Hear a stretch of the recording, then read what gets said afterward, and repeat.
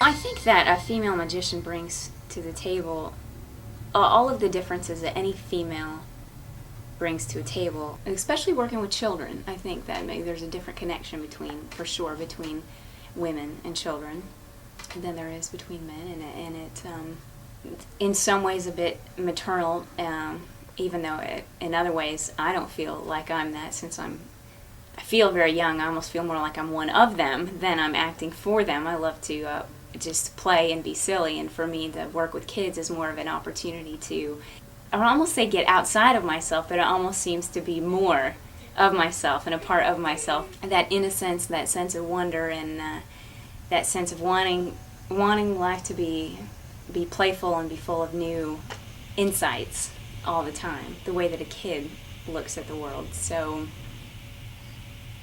yeah, so deep down inside, maybe I'm 5 or 6, I don't know.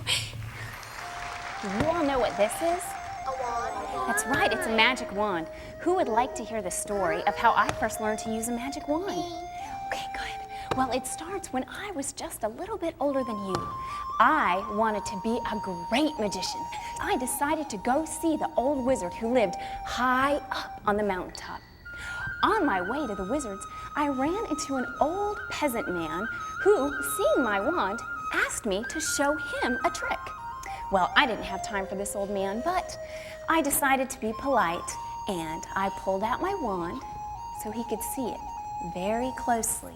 Then, reaching for a piece of paper, I wrapped my wand up nice and tight, just like this,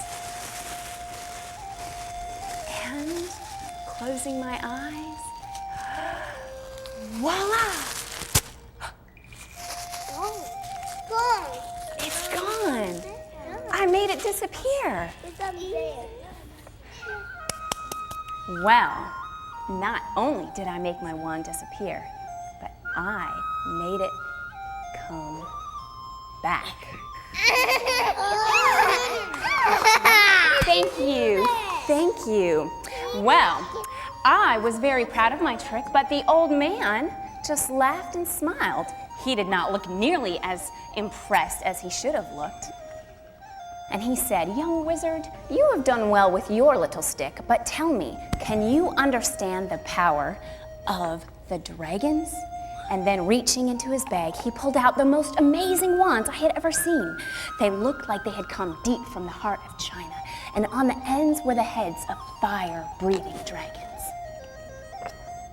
Now you know that what goes up must come down. But why is this so with my dragons? Well, I thought that's very simple. Of course, the strings are connected at the top. And he smiled as he pulled them apart, and I saw that they were not connected. And he pulled them again. Just then, it got even worse. He handed me the dragon sticks. Well, I told him I don't understand how they work. I know how to pull them down, but what do you do that makes them go up? Do they just go up? Yeah. Well, that's exactly what happened to me then, too. And then I said, well, I can pull them down, but how do you control the times when they go up? Well, I pulled them down again, and I said, how do I control the way they go up? I just don't know. And then I realized they moved every time I said the word up. Wait. Okay, I pulled them down, and the kids all started to yell, just like this. And I said, no, I'm going to pull them down, but I am not going to say, hey. No, wait. So down. Hey! I was so flustered. The power of the dragons had flown out of my control.